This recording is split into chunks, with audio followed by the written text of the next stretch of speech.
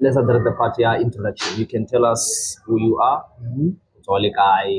what do you do, and also the hobbies as well. I like the part the hobbies. You can also tell us on your free time what busy guy and everything. Oh, okay. Nalibitso la ka ke Brian Kumane Mabungu. Kumane Mabungu. Kumane Mabungu. Ndi Muvenda. Oh, okay. I'm from Limpopo, Njelele, Matala. I'm familiar with that. Yeah. All right. So, what do you do? I'm a ex-coach. Yeah. Okay. Currently, I'm self-employed. All right. Yeah. I do private sessions. Like 1v1s? 1v1s, group sessions. You post the things after. People will know. Okay, no problem. Yes, we'll also share that. Yes, and my hobbies. What do you do on your free time? I take walks. Oh, okay. I read a lot, not just Hanyan. So I read a lot of things, and then I spend time with my son. That's my hobby. Oh, a son. How old is he? He's 2, going for 3 years. Okay. Yeah. But then, how is it to be a father figure, like being a father, playing a father figure side? It's normal because I've done that since I was still a child myself. I've been a father figure to some. Oh, yeah. Yes, through my coaching. Yeah. So it's not a surprise to me. But having my own, it's a bit of a change. So are you also playing a coaching side on your son? Yes, you are a father as well. Yeah, we do that a lot. Yeah, because obviously as a coach, I know you just have to put a hand on that as well. Yes. He's always familiar with the sessions that I do. Sometimes when I do sessions, he's watching on the side. He wants me to do those sessions with him. Oh, okay, that's nice. So on the coaching side, when did you start? Like, when did you start to be a coach? Professionally or amateur? You can give us both. Yes. Let's start with the amateur side. From amateur, I started when I was 14. Yes, coaching the 13-year-old. That time it was under 12s. Yes, and 13s. Okay. Yes, and then from a professional side, I would say in 2013-14 season, yes, I was starting my coaching. So, but then give us the difference in between from the amateur one and the professional one. What's the difference in between? The difference is that I was coaching the amateur side at home. Oh, and it was in Venda. It was just tournaments. So I would coach the under 12s because the chairman coach at the time was not around. Oh. So I'll take over the team and then coach it. So, but then let's start here. What motivated you to say I want to be a coach? Like to decide early in the morning and be like, yeah, from now on I just wanna. It's a good story. It's a sad story at the same time. What motivated me to be a coach is because I was a former soccer player. I loved soccer, but it's emotional to me, but I'll just say it. I started coaching because sorry, man. No, I understand, but it's emotional. Obviously, you had to give up some of the things. No, I was chased out of varsity because of being unable to pay fees on my first year when I was doing my BCom in tourism. So because I couldn't pay off the school fees, and then I had to drop out because they closed the doors and everything because of that. And then I came back that was the first time I came back to Alex and stayed with my mom. And then when I was playing soccer, there was a D license that was happening in the Alexander Stadium. And then I was playing for Africa at the time. And then they said anyone who wants to be a coach can go and do this and that. And then I was one of the young players, and then I volunteered to go and do a D license. So, but then the question gets there: did you decide to do the D license because it was an opportunity open, or it was something you were interested in, like the coaching side? It was something that I was interested in because also I had already registered for a sport management certificate with Boston. With the ball, okay. Boston, yes. So I was already doing sports, but then I decided to just choose the coaching side also. And then after experiencing the course, the D license course, I started to fall in love into coaching rather than playing. Yes, and I was still young at the time. No. So you said something about being chased away from university and everything. Yeah. How did that affect your life? It killed me. I would say spiritually, yes. It really depressed me a lot because I thought, okay, this is the end. Because from home, I passed my grade 12 nicely and then registered for varsity and then do my first year. And then all of a sudden, you can pay your fees. But what about NSFAS? Like, the problem is that I had already registered with it was an MGI. It was Midrand Graduate Institute. Okay. It was more of a private institution than because that's the only thing that at the time I knew that they offer a BCom in tourism. Because I would say I'm more of an accounting guy. Yeah. Yes, numbers and everything. So I love tourism a lot at the time. So from being chased away from the institution, did you maybe try to apply for other universities, maybe a college? Hence, I'm saying that after that, I had already applied for sports management at Boston. Still, it was a private side, and then I had to move from Midrand to Alex to stay here with my mom. That's when she took a loan because she saw for me to just go and go to Boston because at MGI it was a lot of money at the time. Though she just took a loan and then said, "I'll pay off the fees for the whole year. Go back to school rather than just sitting here and then it's sad for me to see you like this." And then I registered for sports management at Boston, and then, but I was still depressed at the time. What you are saying now, it's something that most of the students they come across it. Somewhere, somehow, I believe that's why most of the people we've got people that are dropping out, people that are committing crimes, because if you have to drop out and then they say they need about 5,000, then somebody comes and says, "Hey, I've got a plan that we can try to organize something fast and then we get the 5,000." Obviously, you're desperate at that time. You need the money. So obviously, you end up doing what? Joining the crowd. Somewhere, somehow, I believe some of the people, they've been affected by that, being chased away from the school, and then now you have to make a plan for you to pay that. Remember, when you think of going home, there's nothing at home. So obviously, you can't go back. You need to try something now and pay the fees. Yeah. But otherwise, it's a problem that we have, but we move otherwise. Yeah, that's true. So now, let's move to the professional level, where you were a coach professional. Which teams did you, or maybe academies? Academies. Academies is at a later stage. I started with Little Kickers, Midrand also. After I finished at Boston, there was a post, and then I applied, and then it took me to Midrand, where I was chased. Imagine, almost around that area. I was chased at Midrand Graduate Institute. Yeah. After I finished my Boston sports management then you got certificate, went back, and then I was started to work for Little Kickers Midrand. Yes. So in the Little Kickers, how was the experience? The experience was beautiful because we were working around schools. Okay. And then, so you're working with kids? Yeah. How old? 2, 3 years. Sometimes 6 months to 1 year. Because Little Kickers is for those kids. That again, in our language they say crash. Oh yeah, crash. Those coaches, we were doing that at Little Kickers. Then I also working for Little Kickers. I was also working for Northern's Football Club. That's also based in Waterfall, Midrand also. So you were doing both? Yeah. During the day we do daycares around all the schools around Midrand. We were covering them. Then around 4, we start training the club, which is the academy, Northern's Football Club.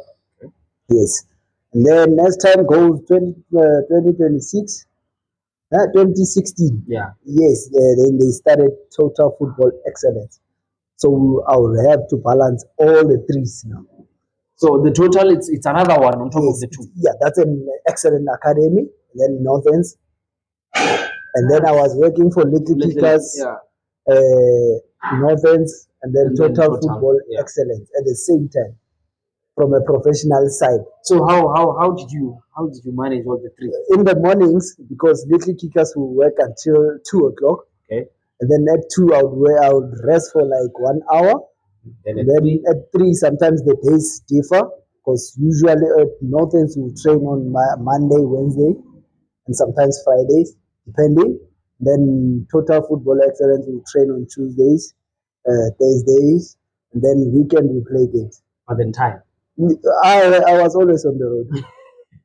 That's You're always just how it running, is. always running. Yes. Always. But I believe that's how it is with Yes. people who hustle. Yes. You don't have time to sleep. Mhm. Early in the morning, from 5 in the morning up until maybe 8, 9. Our first class was at 9.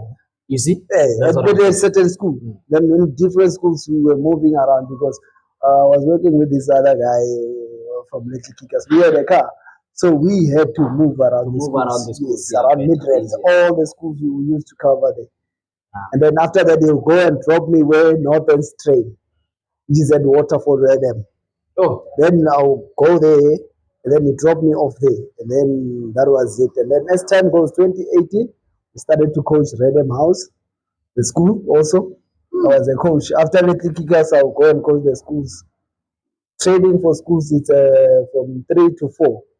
So while I'm coaching the school team, after the school team, then Northerns or Total Football Excellence is started. yeah. So the good thing was that it was at the same ground. Oh. So after Little Kickers, he So you drops just- me off. Yeah, you just drift from Yeah. this one to that one. Yeah, then I will just set up a session for the school. After the session for the school, I coach the club. But then, here's a question in there, between in there. How do you prepare a session for the Little Kickers and also the The good thing about Little Kickers is that we had a program. They had a booklet. Oh. So for daycares, we know on Mondays this is what we do. These Tuesdays and these schools and these schools based on the age groups also, because they start from 6 months all the way to 5 and 6 years before they start the under sevens from Northerns, which is a club. They start playing soccer. Okay. So the program we have our own booklet for you Little just Kickers. check in the book. Check Tuesday this one, so then it becomes normal now. It becomes easy. You You know, get used Tuesdays to this that. is what we do. But now when it comes to the academy side, Northern School for Redham, because I was coaching the primary of Redham and then the college also. Yeah. For Redham House. So which means that now I have to prepare sessions for the primary and the college. Also the club Oh, on the academy side. that's what I'm asking. How do you manage all those things? Preparation. When I'm at home, hence I told you that I ended up falling in love with reading a lot. So it became a hobby because when I'm reading, I'm preparing. At night, come back from work, bath, eat, Then start. relax. When people are sleeping, You start I'm preparing. I'm putting sessions for the school, for the club. I have all those things in a booklet. Okay, makes sense. Now. Yes. So at night I'm doing that. I thought maybe you are doing all of those things. Yes. So I'm doing that. I thought maybe you are doing all of those things like from your mind, just preparing in your mind. No. As time goes, you end up doing what? Understanding those things. And then you start now knowing, okay, what is it that we need? Now you already those sessions are already in your head. Now any session now, because I've read and watched and done many sessions, I already know this session is based on what? What is the results? This is what I need to do. Because I ended up juggling all those things and then coaching also here in the township daily. And I'm sure you have experienced that. Yeah. At the same time, while I was doing all these things during the day, at 6 I'm done. Then at 6, At 6, that's when I started to come back and then start coaching in the township also. But on other days, when I'm coaching Northerns and then school only, I'll finish at 5. At 5, straight back to another club that we started here in the township. coaching the under 13s, 17s, before we started the senior team also, which is Western Boys. Yeah. We started that, and then I was pushing the under 17s and the seniors at the same time, coaching them. After work, I come back straight to training. So man, like your life is like you are a coach everywhere you go. Like each and every step that you take, you are in coaching, you are in coaching, you are in coaching and coaching. That's So just now, but how does it affect like your life generally? How does it? how can I put it? You don't have time for family. It does affect because Saturday, Sundays you are playing. We are playing, yes. If you are not at the club, you are not at the academy, you are coaching in the township, which means that you don't have time, your own personal time with your own family or yourself. You're living for football. That's what I'm curious Yes. about. It affects you really, really. Health-wise, I would say causes depression because at home you no longer have time for them. Your family, if you have a girlfriend or little sister, cousin, or whoever, they're gonna tell you something. Yeah, obviously. What's wrong, honey? You are free, and then when you are free, you're not doing anything. You're sleeping the whole day, trying to recover. Yeah, you need to recover. You don't have time for that because at night you are busy reading and preparing sessions. During the day, you are applying those sessions. But you still have the energy and the motivation to say, no, I need to keep on going. Yeah, because when you have the passion, so sometimes other people will experience the passion because it has become normal. You have normalized the passion, Yes. but people are experiencing you, the energy. They love who you are because of what you do. They don't understand what it takes, the hard work you are putting on a daily basis. Oh. Hey man, this is a lot. And they just experience you in the field. They just experience the results. They see things happening, but they don't really understand what you are going through on a daily basis. Because even for us on our side, it's like we know you as a person. Now he's just a coach. Like we don't know what's happening deeply inside. The thing of depression and everything, we don't know that because we only see you smiling. You're a coach. Everything is fine. You're coaching everything. Okay, now there's a setup there. We need to do this and that, and then. But all in all, you've got a lot going on. I totally understand it, and also you also a psychologist at the same time. You are dealing with other people's depression. If you are coaching, imagine on a daily basis, I was coaching almost 100 kids or players. Exactly. Players in the township, in the club, in the schools. In the schools, but the little ones as well. They will come crying to you, I don't want what. You have to help them. Coach, I don't feel comfortable about 1, 2, 3. Help them. You need to bring solutions, but on your end, you have problems. Who do you share with? Who do you praise? Who do you talk to? No one. And now you are like, everything is on your shoulders. You're weighing everything on your shoulders, carrying everything every day, having to deal with that every day. Like, you know how, like, that's what I'm saying, that it's a lot. It's a lot. That's why it led to what it led now, because I ended up starting to being tired, and then I'll just collapse in the field. Obviously.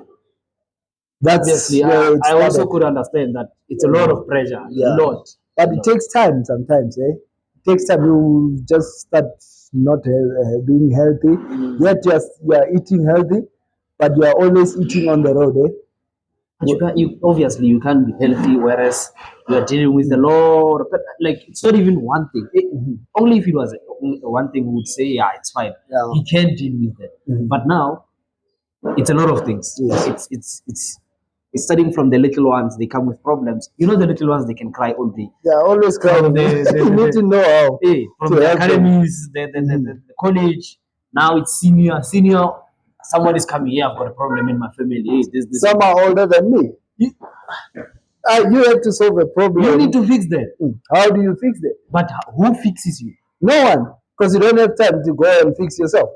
The only way you need to go and see someone, a counselor, but do you have time to do that? Exactly. No, because you have this thing of when you are growing up, you need to be hard work. Yeah, and you need to be a man and be strong. You see, but they say that emotionally are you strong, psychologically are you strong. So can you say now, currently as we speak, all of the coaches that we see, they deal with such things?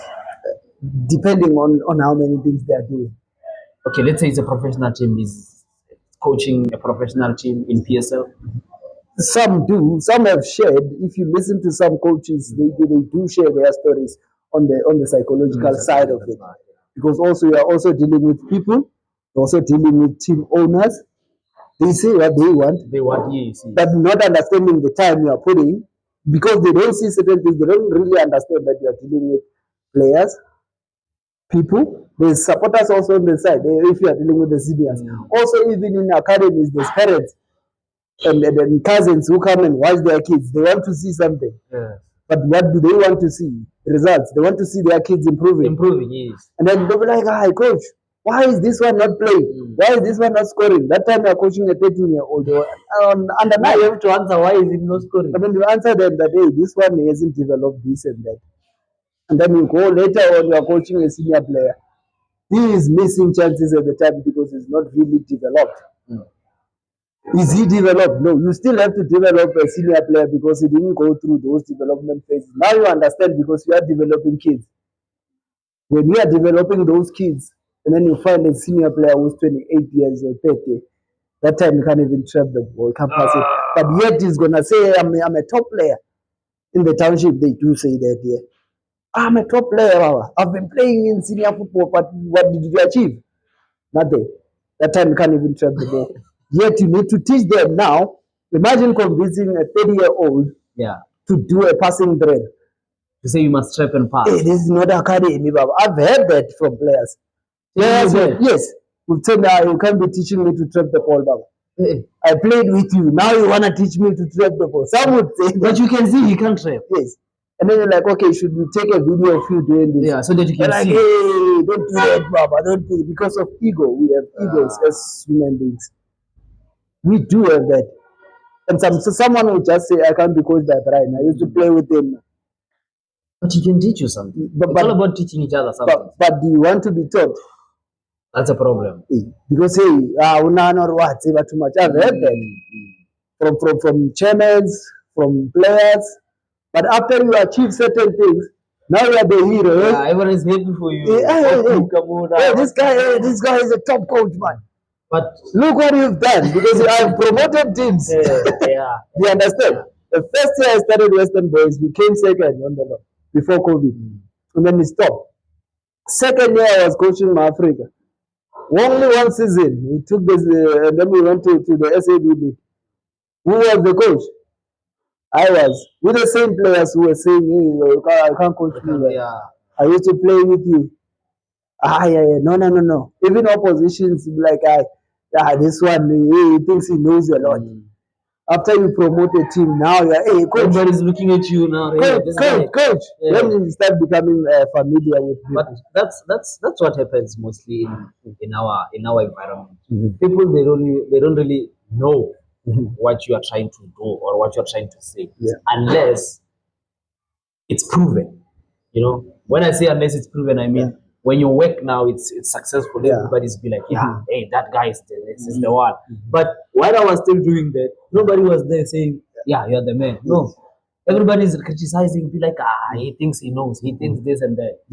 But when you get there, everybody's like, giving you a round of applause. So to say that, even in the academy, most people don't know this. I've won leagues. How many? There are many. I can't even count most because I have too many gold medals with a team, a TFE, man.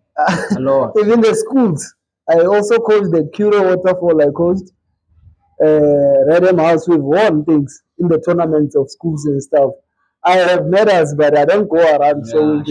That is why most people don't really understand how many things I've achieved. But the people who have experienced me and working with me, they've seen, and we've won things There's no team I've coached that hasn't won anything. That's one thing I know.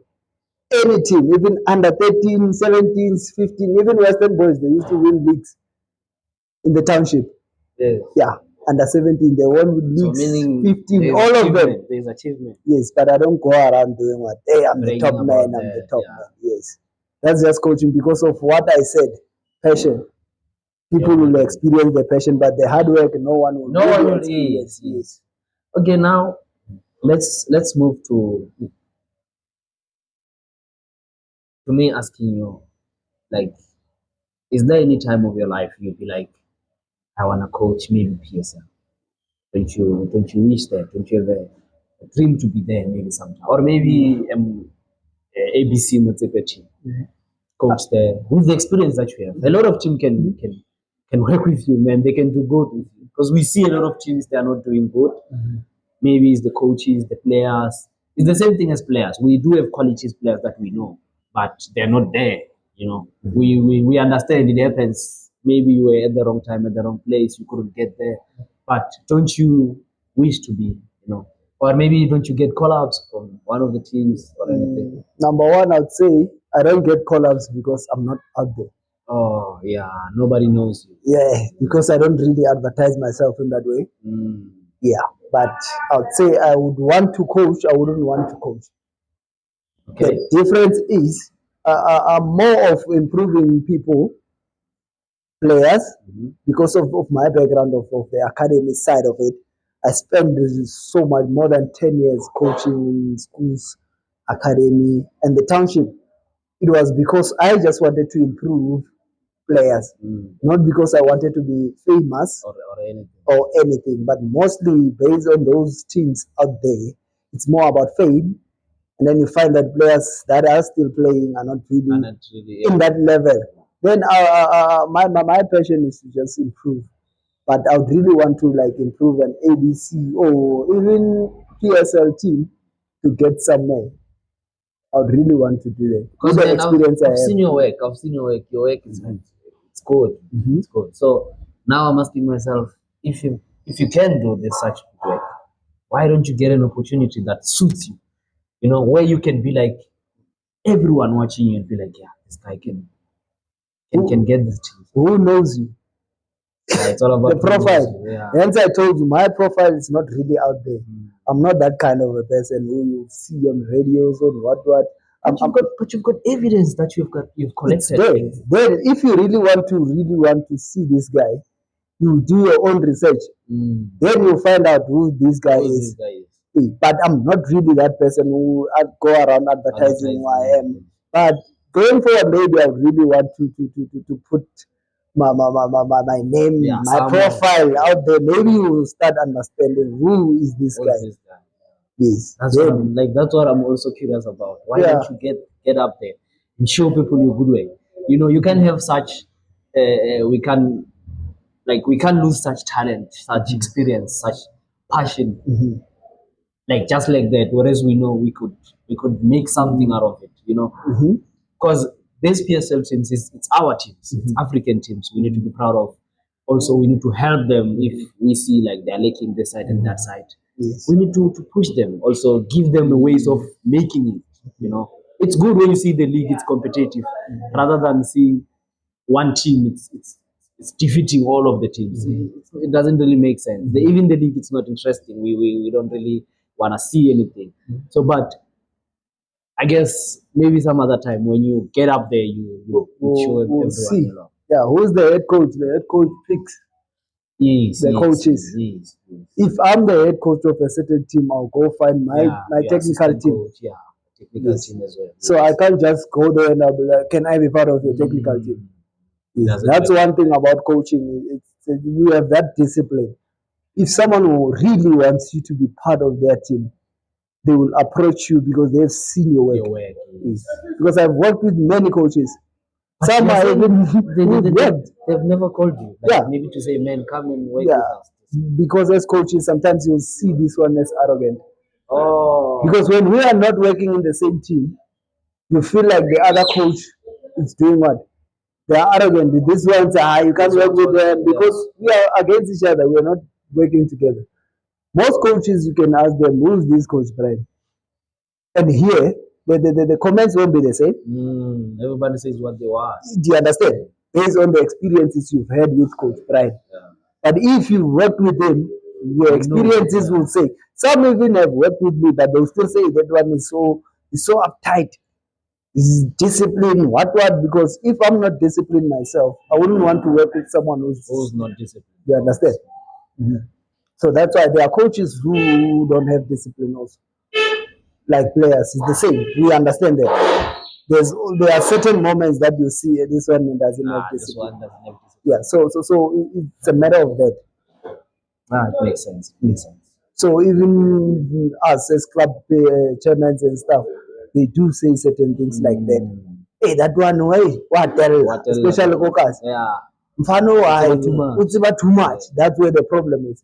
The minute you start knowing something that someone doesn't know, it becomes a problem. Hey, hence I told you I read a lot. I research a lot. You get a knowledge from that side. When you say it, they'll be like, you know too much. Hey, it's about too much. And then you try to show them, hey, look. I don't know why I know too much. It's because this. I'm trying to give you this so that you understand that you next time when you are watching soccer, you understand that, oh, this is what they're doing. Because most of the people don't even know or come to training sessions. Oh, yeah. To see what we are trying to achieve. You can't really train today a session and then all of a sudden you are doing what? On the game, you want to see results. How are the results going to come if you just started to introduce a training session now? You understand? And we also have a goal, even with players, they know. Those who have worked with me, they know that I will sit them down, we will come up with a plan. This is what we want to achieve. How do we do that? And then we have to work daily to achieve that. And then we tell the owners or chairmen, as we put them, that we are trying to achieve this. Yes. And we're going to need 1, 2, 3, 4, 5. Can you guys meet us halfway this side? And then we will achieve this. If you meet us here, we're going to achieve this. But 90% of the time, they don't. They're going to achieve 5% of what you are looking for. 5%, not 100 or 5. And then 95%, you have to come up with a plan. When you go and on the other side, you are fighting with the players. Now it's chairmen as well. Yeah, the middleman now. Why is this not happening, coach? You promised. Yeah. I'm like, hey, I told them that, and they said they were going to meet us halfway. But they are not. Hey, you are training with 2 soccer balls here in the township. You are used to the academy where you train with like 40 soccer balls per team. I'm talking about the 14-year-olds are training with 20 or more soccer balls. We come to the township training with senior team, 2 soccer balls or 1. Yeah, mostly it's 1. You understand? Which means that what are we going to achieve? We're going to land on about this and this language, I say London. That's training in the township. Just put the ball there, and then everybody. And even the chairman says that thing, London. Run. I say, one man, just say. Because it's township. And then we are trying to achieve a different thing. That's why, as I said earlier, players who are like seniors don't even know how to trap the ball because they are London. And then you bring soccer balls. 20 soccer balls, now they are surprised. Like that time, where are they coming from? I used to ask for soccer balls that are no longer used in the academy and bring them to the township and train the team that I'm coaching in the township. And the team has a chairman on top. That time, they don't bring a soccer ball, they don't bring cones, they don't have beeps. You bring everything. I'm bringing because I'm asking on the other side, and I told them that, hey, I have a team that I'm pushing, I'm trying to improve players in the township. And they provide me with that. And then you're training a team with your own stuff as a coach. That time you ask, okay, can you at least buy water on game days or ice? Something. They fail to bring that. You have to pop out money. As I've told you, I used to work like nobody's business. Players are going to come and cry to who? To you. Coach, hey, I don't have money for transport. Money for soccer boots. I don't have soccer boots, coach. And when I ask in the academy, they will donate them. And I'll bring soccer boots to players. Some don't even have even a simple thing. Thank you, coach. Thank you, coach. Yeah. Some they see you as a normal human being. But you keep on moving on top of that. Yes, it's normal. That's how life is. I can't keep sulking and crying about it. I was trying to do something good, knowing from the suburban side of it, from the academy side of it. You've seen it. That's I've seen, and then I'll ask and try to help players in the township to be better also, to look good in the field. You know, I was coaching you at some point. Yeah. You know, I didn't want you to look how when you were going to play. Yeah, we shouldn't look in another way. We should look professional. Professional, even when we are playing in a lower league. That time, no one knows that we don't even have a shin pad. Yes, yes. But I'll provide them. I will provide them. If you don't have a soccer boot, I'll say, hey, come to the game. Come to the game. Don't worry about what you're gonna wear something, and then you're gonna look who proper. Yeah. That's just how it is. So then, if let's say there was somebody watching this, trying to become a coach. You know, some generations we don't have experience, the knowledge. So if somebody was interested in being a coach, what would you say to them? How would you motivate them? What would you give them in advice and saying, hey man, this is what you should do if you want to get there? I'll say if you love coaching, do it. But one thing you need to have, be strong. That's it. It's gonna require a lot from you.